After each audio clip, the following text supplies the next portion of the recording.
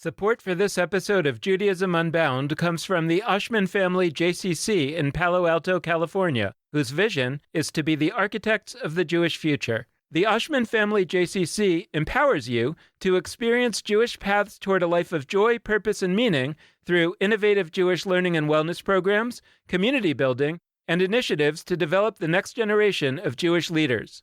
Learn more at www.paloaltojcc.org. This is Judaism Unbound, episode 338. More chutzpah, less reverence. Welcome back, everyone. I'm Lex Rofberg, and once again, I'm not Dan Levinson, who usually does these introductions, and I say that for a couple reasons. One, so that you know that I have successfully orchestrated my coup of the introduction. No, that's not it.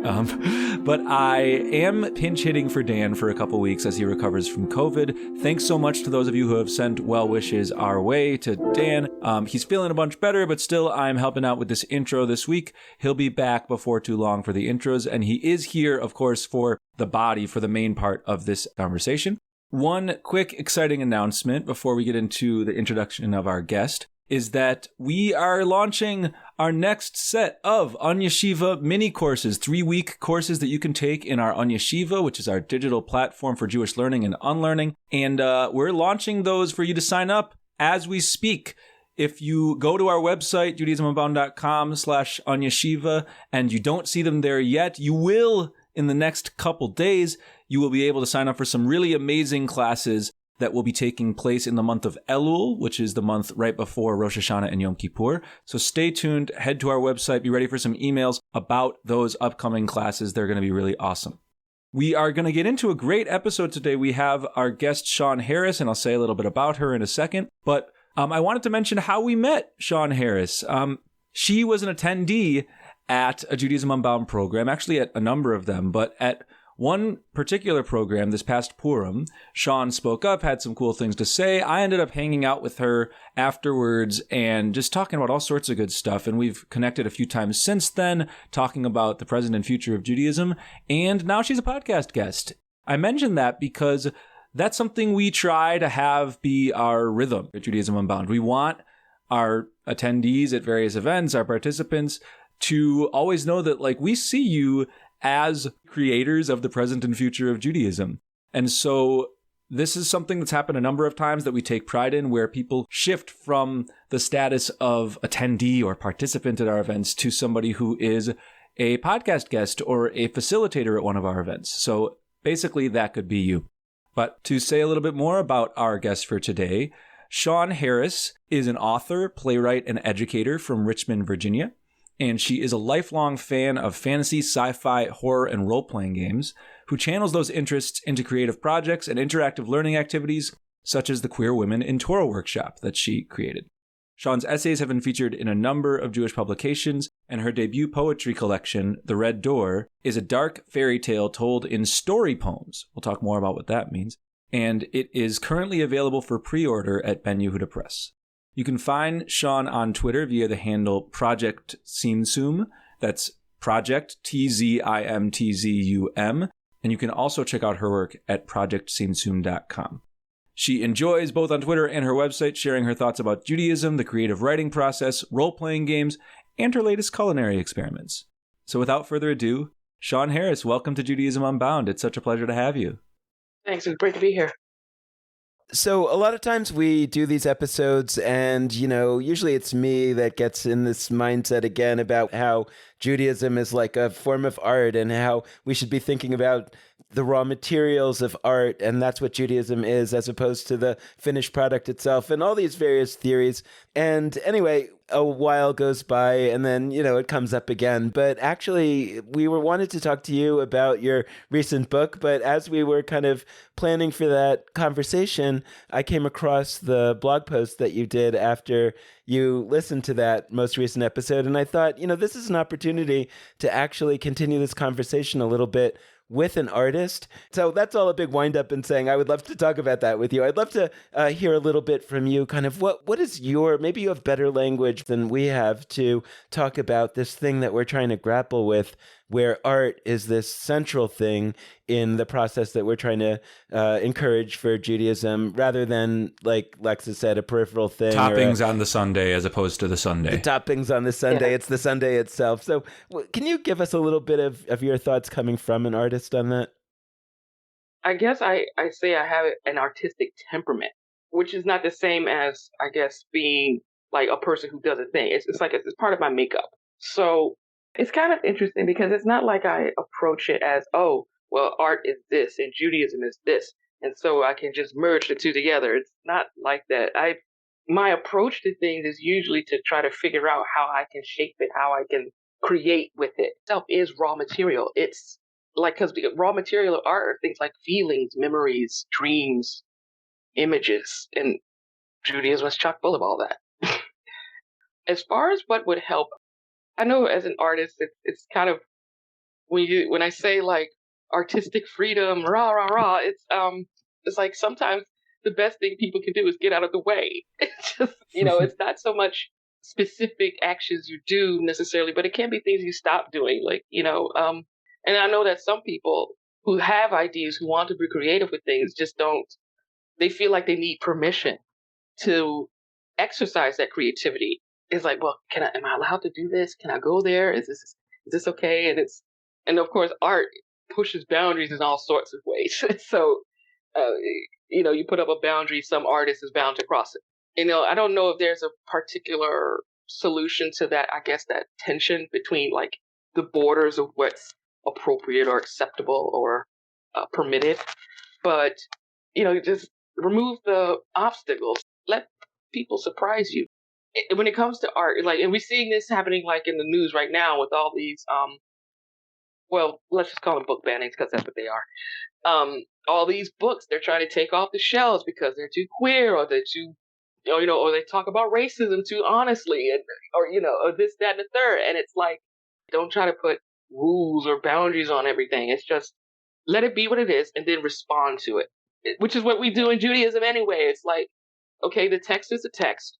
We respond to it. The ritual is the ritual, and we respond to it. The way I experience it as an artist is that there's not like these two separate circles, one called Judaism, one called art, and sometimes I can mash them together. And it's the same whether it's like a play or novel or poem or Judaism itself. So when I look at the raw material of Judaism, like it's always been raw material to me. Yeah, so I've been thinking about something in the realm of Jewish art, which is actually like the phrase Jewish art. I think it kind of suggests the framework you're rebelling against a little bit when you say that, like, you don't see them as separate. You don't see Judaism over here and art over here. Let's take like a Sunday school's class or curriculum, right? Like they often will set up the different sections of the curriculum and they'll say like prayer, Israel, and then they'll say like Jewish art. Mm-hmm. They don't say Jewish prayer and they don't say Jewish Israel, because the presumption is like that kind of goes without saying, right? Like the prayer is Jewish, like Israel is Jewish. Right. You have to say Jewish art because there's this sense that art is inherently not Jewish until it is. Right. Right. And you could say the same about prayer. Like you could say that there's lots of prayers in the world that are not Jewish, but like we don't go around in Jewish spaces talking about like, our Jewish prayers. We tend to say just like prayers or services, or tefillah if you're saying the Hebrew word. So that's just something I'm noticing that I haven't been that conscious of before, but I think points to the issue you're describing. The other piece I wanted to bring up, though, is around that idea of permission that comes up in the essay you wrote. By the way, this essay is awesome. This blog post, essay, whatever we want to call it. It's great. It's in the show notes on our website for those of you listening. You mentioned this cool comparison where you talk about King Arthur. This way that we might relate to King Arthur, which is to say, a set of stories that I think most people know are stories and not necessarily historical fact. And so people understand that you can play around, that there might be contemporary art that plays with King Arthur in various ways. And you talk about a skittishness with doing that with Torah, with, Jewish text, Jewish tradition, etc. Yes. And I'd love to hear more from you about that. You're hinting at or explicitly saying something that I think people really need to hear about how we should feel permission to do exactly what we do with King Arthur or other, legends in the world. We should do that with Jewish stuff too. Right. Yes. I mean, I guess part of that skittishness may be sort of, how do I put this? Over reverence for Hmm. Jewishness. I mean, even though Jews are stereotyped for our sense of humor, it's kind of interesting that the willingness to remix things only goes so far. To really take, for instance, Torah in this radically different direction. There's still people arguing about whether or not Ruth and Naomi were romantically involved. And it's like, have you heard of Femme Flesh?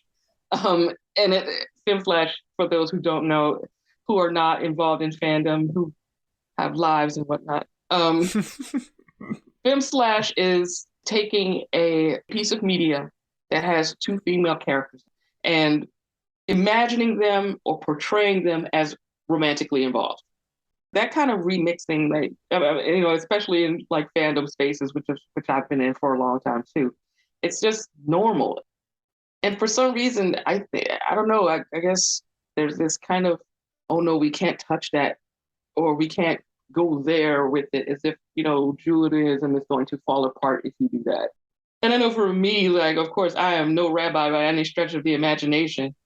So my understanding of it is like, okay, these are stories. These are first of all, they're our stories. And that's the thing. It's like, they're our stories. It's our tradition. We can do with it what we want. But yeah, these like radical reimaginings of these stories, or just playing with them, not even like trying to revolutionize Judaism or anything like that, just playing with them seems taboo. As for why that is, I don't know. Because it even comes from, I can't say it's a religious reference because it's also secular Jews who do this. Speaking as a person as a member of several minority groups, it's like it might be like a minority group thing where it's like, you're kind of a little bit more protective of, I don't want to say like traditions per se, but the folk ways. But it does perplex me because it's our stuff.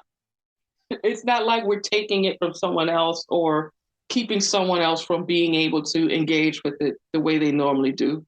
It's not, I don't know. It's just, maybe it has something to do with our tradition not being shaped by artists, because we have scholars and doctors and lawyers and whatnot, and I mean like the actual rabbis and sages. I'm not talking about the stereotypical Jewish occupations. It's a dearth of people whose livelihoods are based in like creativity.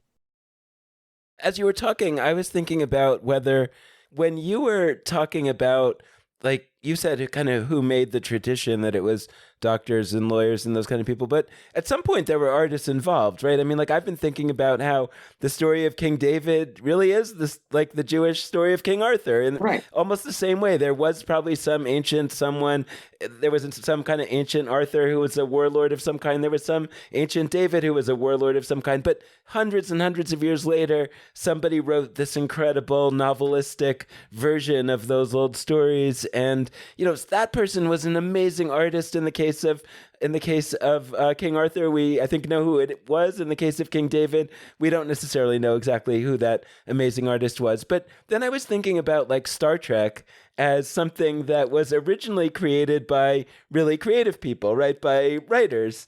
And then though, I think a lot of engineers and space people, got into it. And was sort of thinking as you were talking, I'm wondering whether, for example, in the Star Trek fandom, there was a certain resistance to change at a certain point when the kind of engineers took over the fandom from the original creators who were artists, and whether maybe there's been a back and forth because Star Trek has often been rebooted over and over again. And so new artists get involved each time. And I'm just wondering whether we can look to something like Star Trek, or maybe there are other fandoms that are even better analogies, and say, actually, we can kind of see these conservative impulses to not mess with the source material, and these, fan fiction, just let anybody do whatever they want with the fan. And if we can see that happening in real time in all these other fandoms, then maybe we can sort of understand in a better way what has happened over the course of Jewish history that has kind of left us in the period of the fandom when there's a lot of pressure to not do the fan fiction.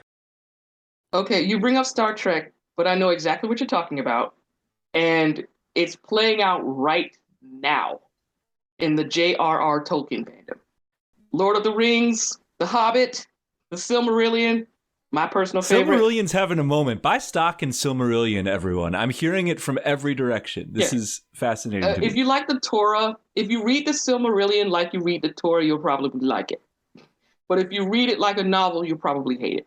But like Tolkien fandom, with this new adaptation coming up on Amazon, Rings of Power, and a lot of diehard Tolkien purists are very upset that they cast Black people in the show.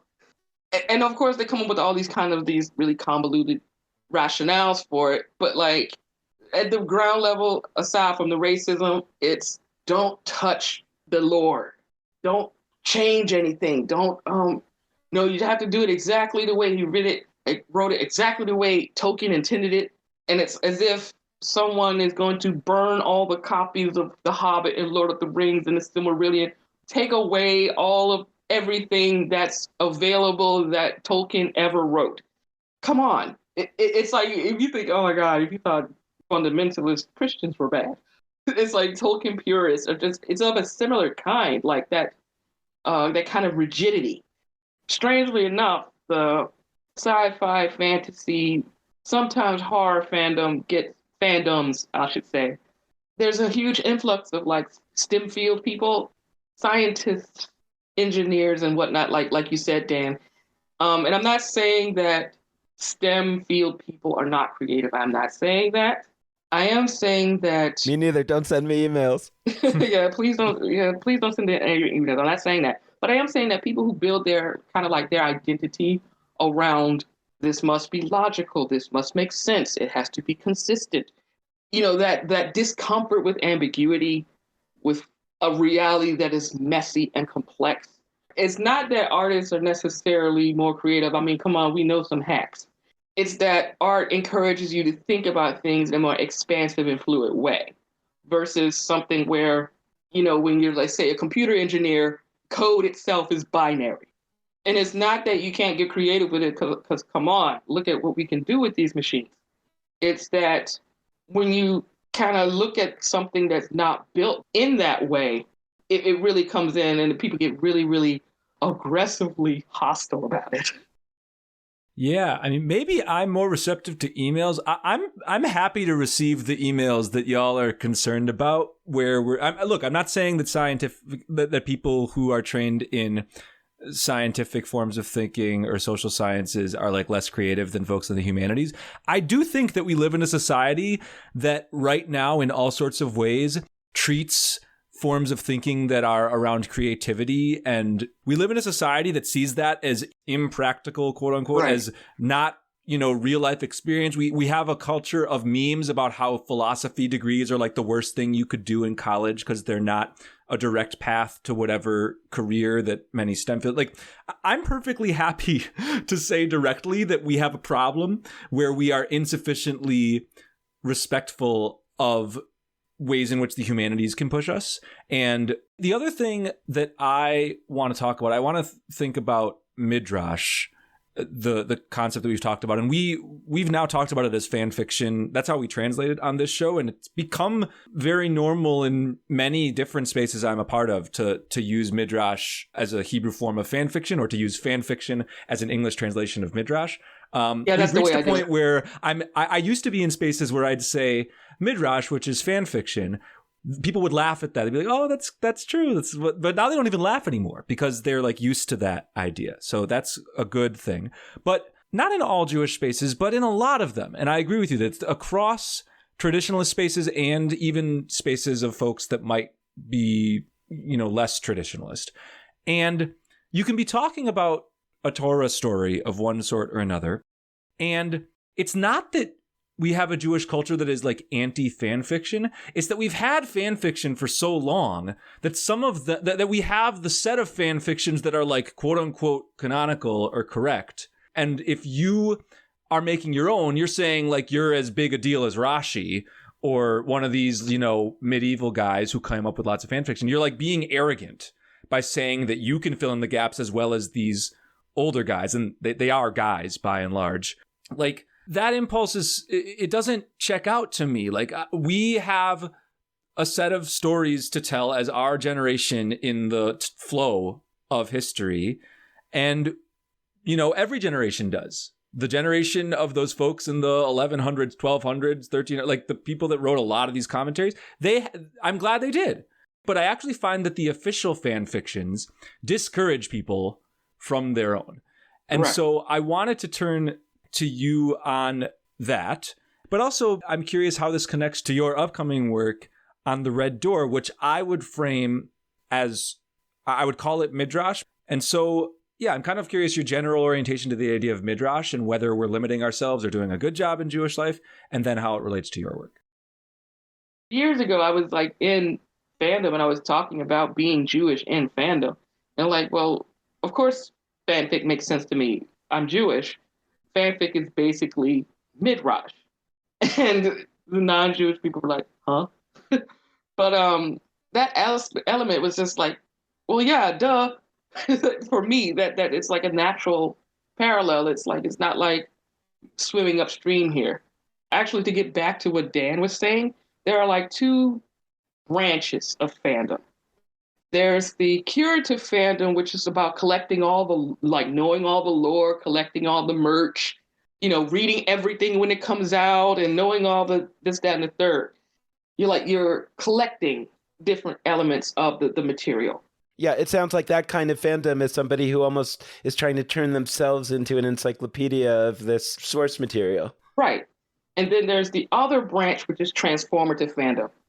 And that's where you get the fanfic, the fan art, the alternative universe concepts, the crossovers and whatnot, where you take the source material and you put your own spin on it. And it's not that these are conflicting, because in order to do the transformative work, you have to engage with the source material. And then, if I really want to get like kind of gender analysis about this, like I read somewhere that someone noticed that there's a real gender disparity as far as where people participate. The curative angle is often dominated by men, masculine people. And the transformative fandom is where a lot of women and girls hang out. I don't have any statistics for this, but it doesn't surprise me that in that regard, there might be some pushback there, because people hate everything that women like. It's just like the romance genre, it's like, ugh, that frivolous nonsense.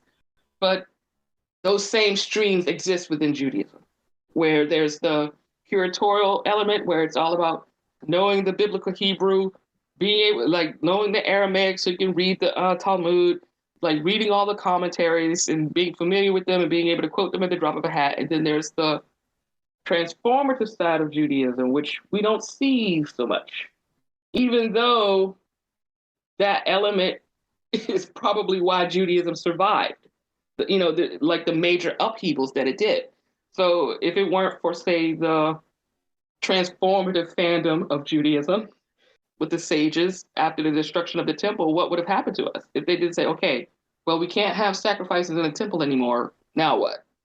This creative boundary pushing element is not alien to Judaism itself.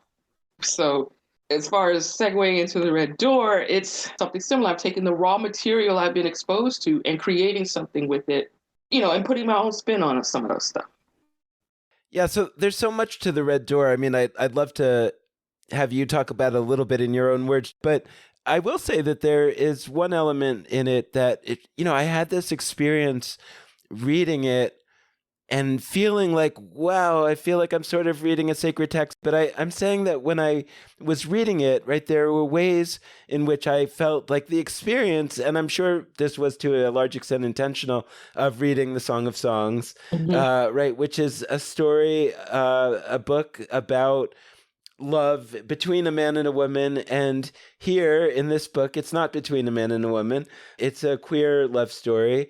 So then I don't know whether to say it's a midrash on the Song of Songs, or it is an alternative to the Song of Songs, or it is a supplement, or it's just another book.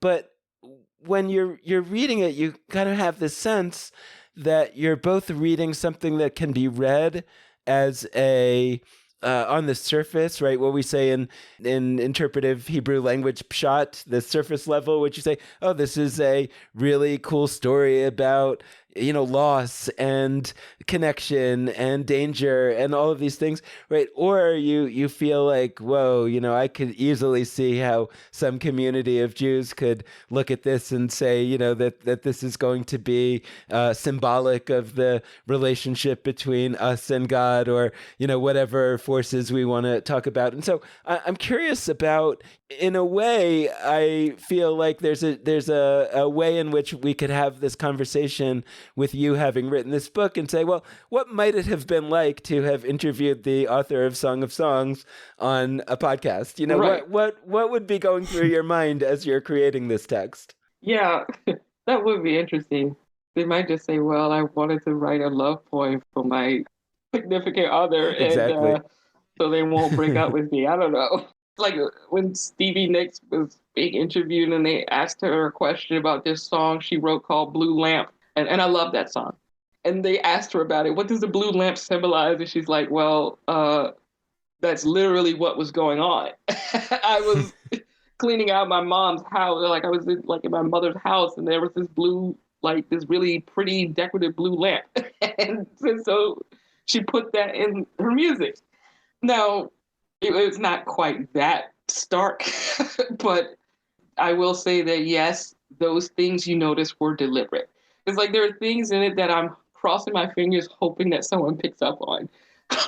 Like everything from like the structure to the actual number of poems in it. So yes to all that, yes. And I don't know if it's midrash or me like transforming it or whatever. It's like I don't know. I'm not sure. The Red Door was not originally conceived to be a collection of poems. I originally was going to write a novel about a woman in Alaska and her werewolf girlfriend, but life happened. And as I explored, I was really, really challenged by the novels and short stories give you a lot of freedom, but there's also limitations. So I said, okay, let me try a series of vignettes. A smarter person than me at the time would have told me right away that, well, if you're really focusing on vibes and images and whatnot, you probably should make it poems. But self-conscious me at that time was like, no, I can't do poems. I experienced poetry as an elite thing that's inaccessible to me. And I consider myself, I hate this to my own horn like this, and I'm a person who studied literature. So I resisted poetry for a long time. And it just wasn't something about it. I'd hit a wall and it just became too restrictive. And I said, well, what am I? I mean, I can write whatever I want. So why am I feeling restricted? And the more I progressed to it, I was like, I finally faced the music and said, okay, they have to be poems. And I was like, well, what kind of poetry? I could probably sit down and study meter and rhyme and whatnot, but like, okay, just let it be free verse. Let it be what it wants to be. And so I said, okay, I'm going to focus on these feelings and these images and this vibe that wouldn't leave me alone. And I felt like I was actually expressing something that I felt unable to express any other way. I originally called those parashot. Parashot being the sections, the portions of the Torah.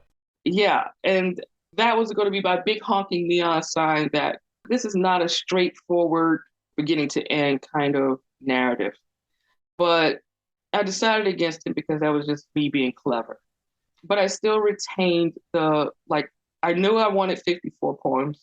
So I want people to sit with it and discuss it with a friend, argue about it, come up with their own interpretations of what's going on or the meaning of it. I want them to engage in that way. And I want them to uncover not just the Peshat, which is the plain meaning, but all the other 3 layers of Pardes, which is an acronym that means orchard. That is a description of Jewish textual interpretation different layers of Jewish textual interpretation, from the plain meaning to the deep esoteric meaning. So yeah. I hadn't noticed. I'm ashamed. I try to be noticing as many numerical connections as possible in everything I read and engage with, and I did not catch the 54 tie-in of the Parshiot. So that I'll have to do a reread. But I think part of that is I was looking at so many other things. I mean, there's part of what Dan is bringing up around Song of Songs. I mean, I think there's absolutely a way in which this just resembles Song of Songs in terms of how, in terms of the love story of it. There's also ways in which it departs from that. And also there's like explicit connections to the text of Song of Songs. I won't spoil too much there, but like, it's clear that you meant some of that, not just our, creative take.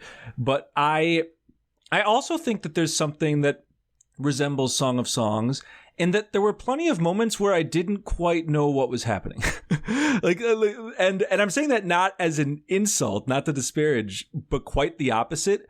I spent a reasonable portion of my time reading, trying to figure it out. And it added to the pleasure of the experience. It was ambiguous. I couldn't always tell exactly who was being referred to. You don't use capitalization, I think, almost at all, or at least if you do, it's very rare. And that actually makes the reading experience interesting, because I'm used to having capitalization sort of help me get a visual cue of where a new thought starts. And with poetry, thoughts can straddle lines. One line can be independent, but it can also connect to the next one. You play with that a little bit. Sometimes there's refrains. I mean, it's really like a mind fuck in a good way. And that's similar to Song of Songs for me. I mean, I've actually made it my personal practice sometimes with books of the Bible. Because, people ask me stuff about the Bible. They assume, oh, I'm a rabbi, I must understand these books backwards and forwards. Whenever I talk about Song of Songs, I start by saying, I'm not quite sure what is happening. I've read it a lot of times. I've looked at it in Hebrew, and I'm an English speaker, and I've read lots of different translations. The translations are all over the place. The different translations think that various different people are speaking at some points. It's not a clear-cut text. And I think part of the magic of it is that it's not a clear-cut text, because once again, if you're one of those transformative fan fiction folks, it invites you as a reader to be constantly coming up with your own interpretation. The word in Hebrew, parashah, that word, it's usually translated Torah portion. It's the same root as interpretation, perush. The Pharisees, the Prushim, that's the people who interpret. And I don't know, there's something magical about reading something and not knowing what's going on. And I'm saying magical on purpose, in the sense of like mystical and otherworldly. I was wondering how much of that was on purpose, if you were like trying to create an ambiguity that readers can then play with, or if you just sort of spoke what came to you and what came out was something that had those strengths. Embracing the ambiguity was part of my process. Contrary to what some people may think, a lot of this is just toil. You literally just have to sit there and do it. So it's like it's all stream of consciousness, whatever. No, it is emphatically not. Ulysses, this book ain't. And so, of course, there were choices being made the whole time.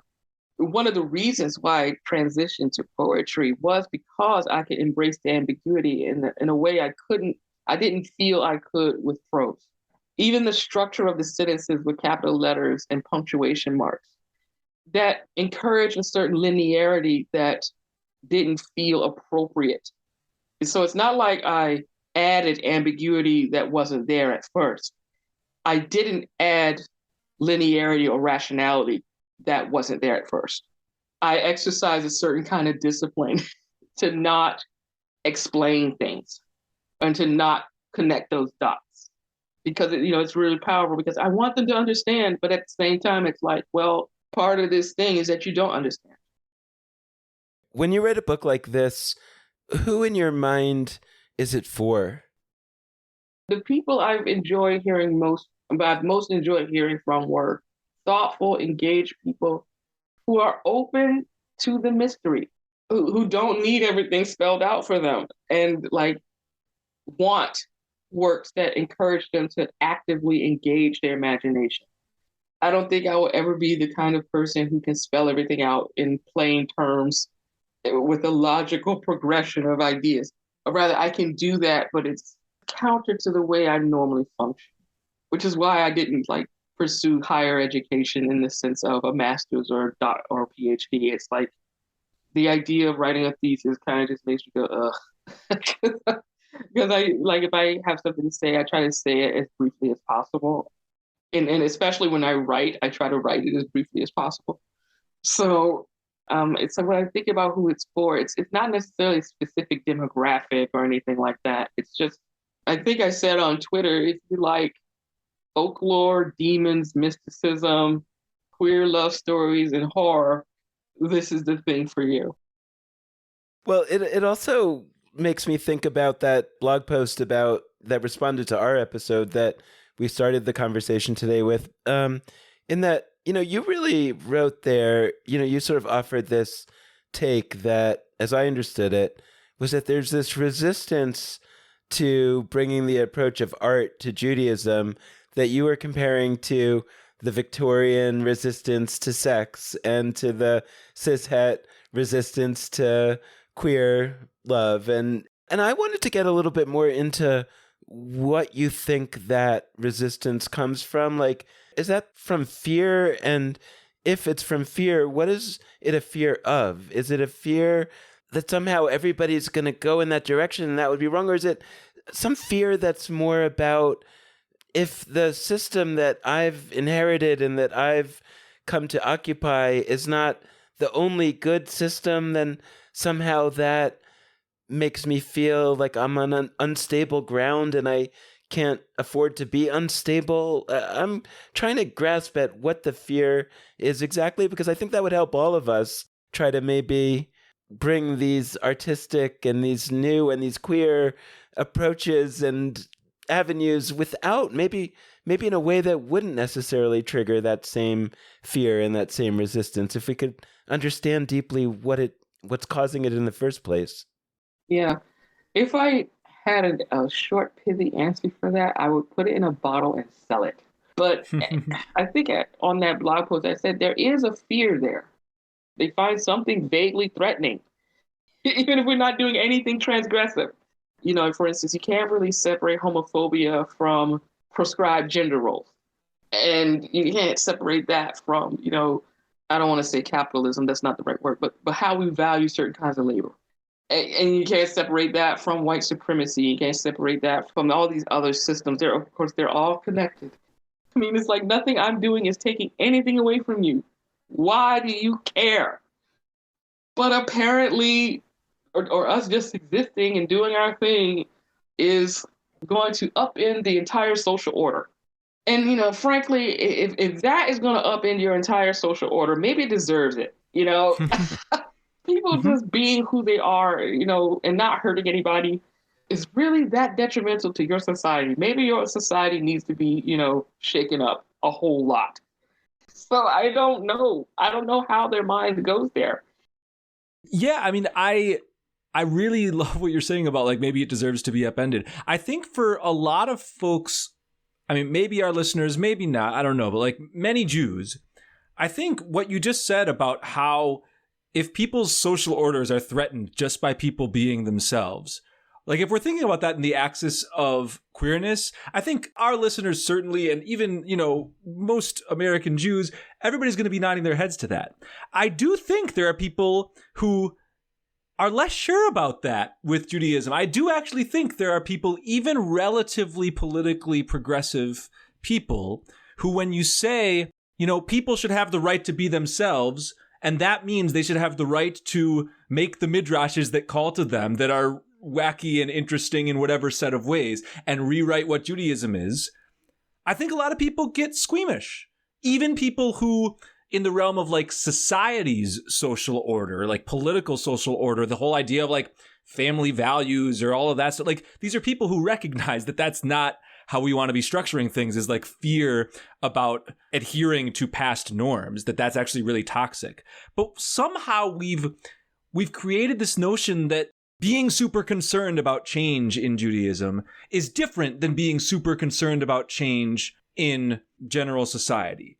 And that distinction means that somebody who is progressive in almost every element of their life, who wants the world to change in all sorts of ways, actually might choose to go to the Orthodox shul that says, the Orthodox synagogue that says ideologically, not they claim that Judaism should not actually change from where it is now. And sure, we might come up with our own fill in the gaps of the Jewish texts in the Torah, but like, we're not going to call them midrash in the same way that we call the old commentators midrash. So I just wanted to put that out there because I think that it's a little too easy for us to only think about that in the realm of like society and legal restrictions around queerness and not also think about it Jewishly.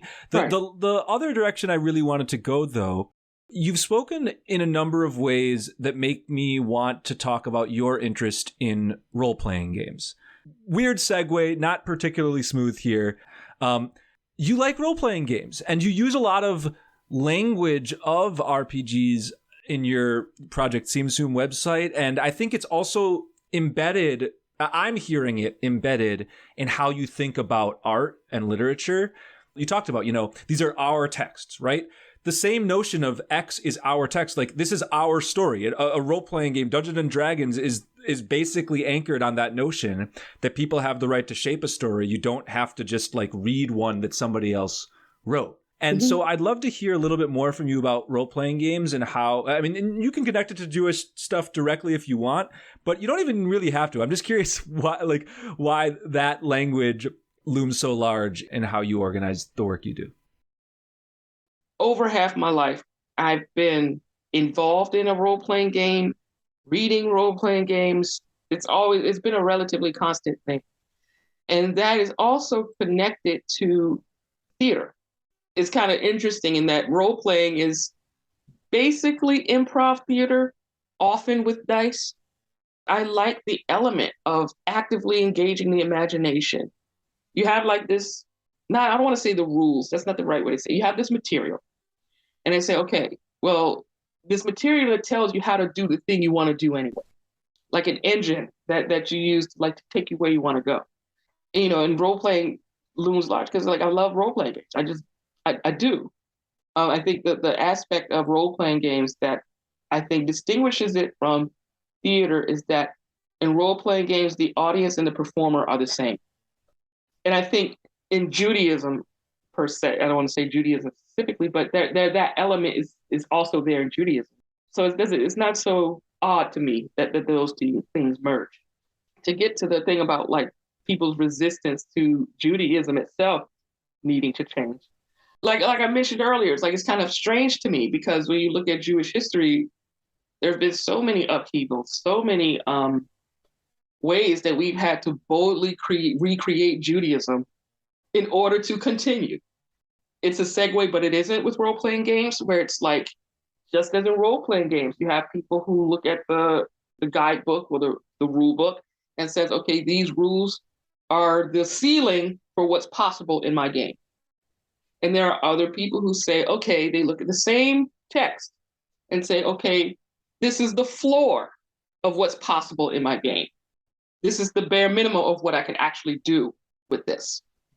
So those same impulses, it's like I recognize them because I've seen them before.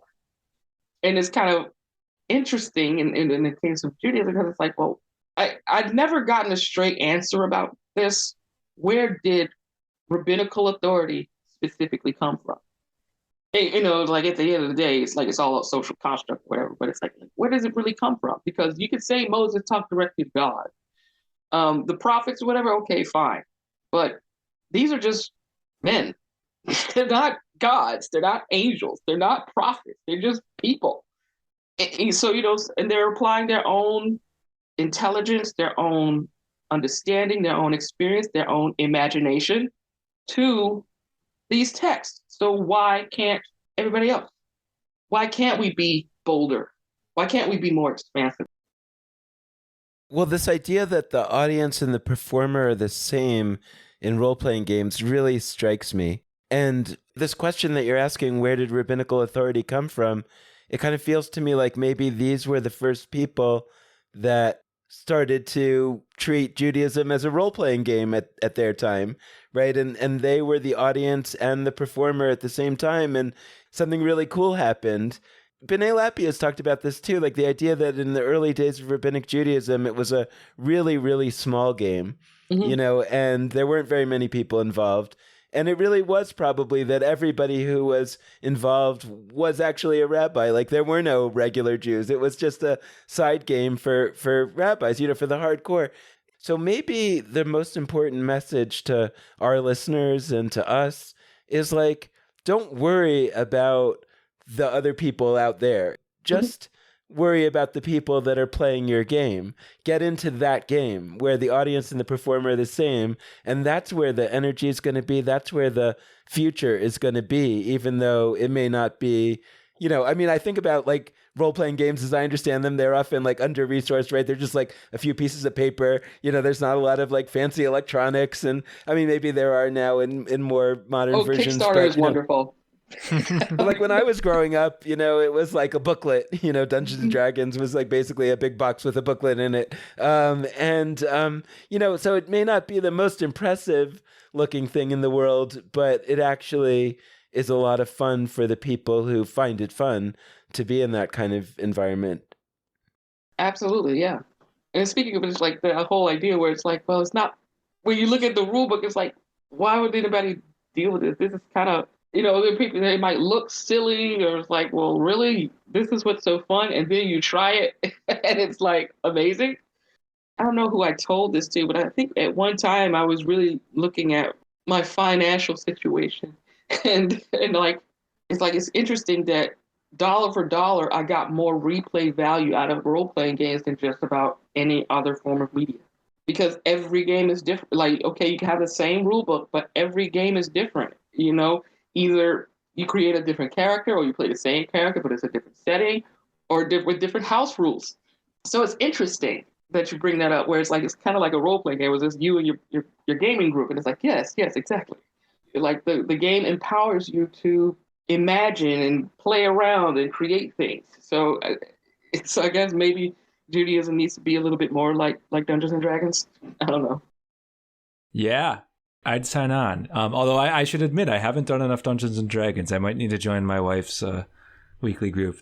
In the interest of another unsmooth segue, I know that in addition to role-playing games, you're really captivated by horror as a genre. And that's also something that influences the Red Door. Won't say too many spoilers there, but definitely the imagery you bring. It's not just like beautiful, happy imagery. I mean, there's darkness.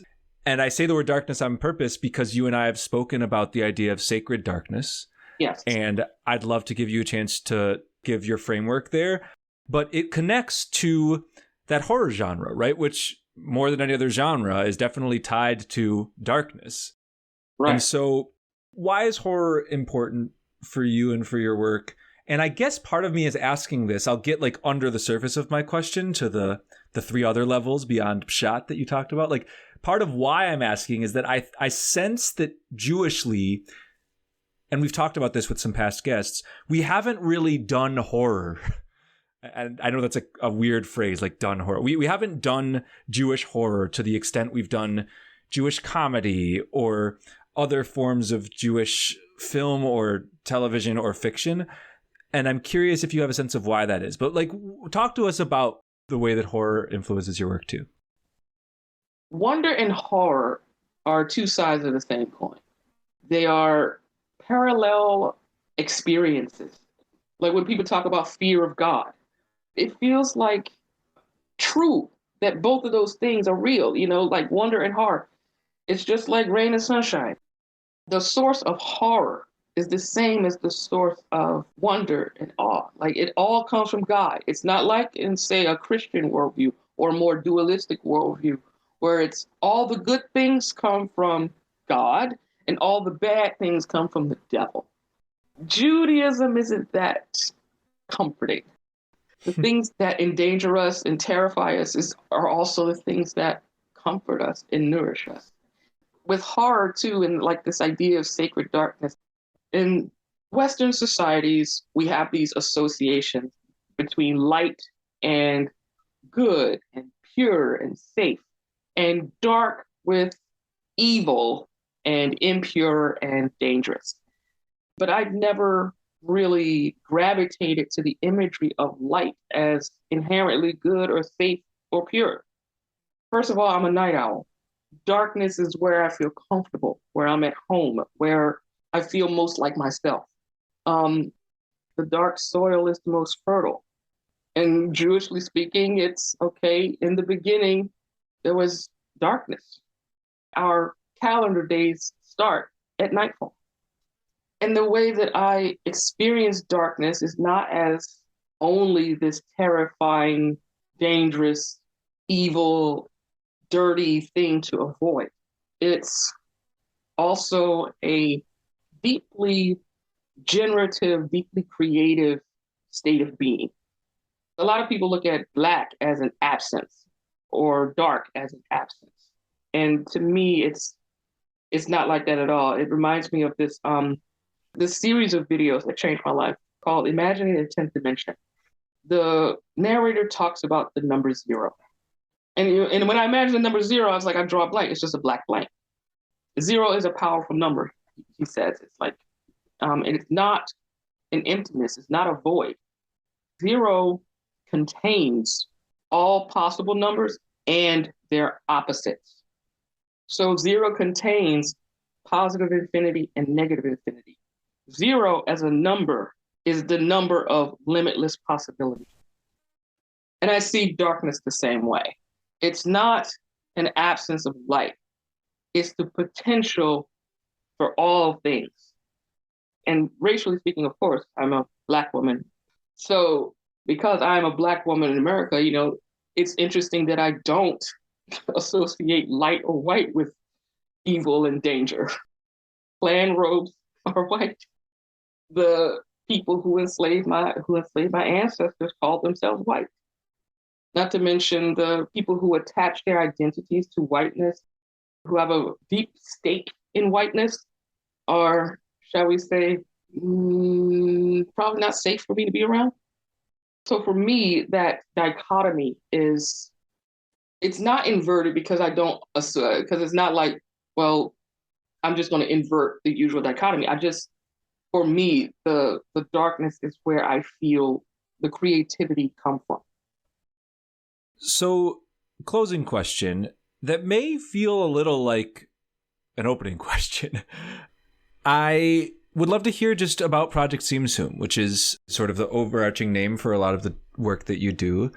And as you think broadly about, The Red Door as a book and about your forays into horror with Horror and Holiness and your relationship to RPGs and your approach to Jewish art, there's a lot of pieces happening, and I'd love to just hear them collide a little bit as we close. It doesn't have to synthesize too much. We can leave folks wanting more. But what is Project Simsum, and what are you sort of hoping it can become in the next, I don't know, however long? Simsum is a concept from Kabbalah that refers to the way that God retracted God's self from the universe in order for creation and free will to exist. So before that act of contraction, that act of actively creating a space for creation, everything was completely suffused with God. It was just God. Kind of hard to have a diverse, wondrous variety of creation if everything is this one thing, which is God. So God created a space, withdrew God's self so that, all of this can be here. And with Project Simsum, I took that kind of as an inspiration for what I do, or what I like to do, which is intentionally creating spaces for new things to emerge. These can be like anything from like the Queer Women in Torah workshop, where I create a space where we can do these bold new interpretations of Jewish sacred texts. Or it can be a role-playing game that with a very deeply Jewish themes. I wanted to do Jews versus aliens, but that kind of fell through. Or it could be a virtual space, like with Horror and Holiness, where I create a space in order to explore things. Project Zoom Zoom is very intentionally about the spatial dimension and how dynamic, creative things happen when you intentionally create space for them. As for what I want, I'm not a very ambitious person now that I think about it. It's just, I'm not trying to take over the world with this, but I would like more people engaging, more people responding and using that as a springboard for their own thing. And just give me credit if you do that. So it's like, oh, I was really inspired by Project Zoom. Please do that. Don't pull an Elvis and act like you created it. But yeah, it's like taking that, intentionally creating space and then doing something with that space. That's the thing. It's like I create that space so things can happen. So please make something happen with that. That's what I think I really want. Thank you so much, Shawn Harris, for joining us. This has been a fantastic conversation. Thank you. This was really, really cool. And thank you so much to all of you out there for listening. We hope you've enjoyed this conversation, and we hope that you'll tune in again in the future. As a reminder, we've got our Elul mini courses, our 3-week mini courses in the Anya Shiva, our digital platform for Jewish learning and unlearning. Those are launching for registration, so you can sign up. They don't start for a little bit, but you can sign up for them right now, or if you go to our website and you don't see them just yet, they will be there in a couple days and you'll get an email. So stay tuned for our amazing options for Elul short courses. They are a perfect way to enter into the high holiday season. We are now going to close out the episode in the same way we always do by encouraging you to be in touch with us. And I'll add, encouraging you to be in touch with our guest today, who you can reach via Twitter at Project Tzimtzum, TZIMTZUM, or via the website projecttzimtzum.com. And for us, you can hit us up via Facebook, Twitter, Instagram, all of those. Our handles are at Judaism Unbound.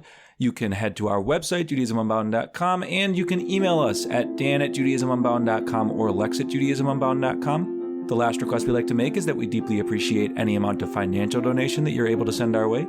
And you can do that via a monthly recurring donation or just on a one-time basis by heading to JudaismUnbound.com/donate. So thank you so much for listening. And with that, this has been Judaism Unbound.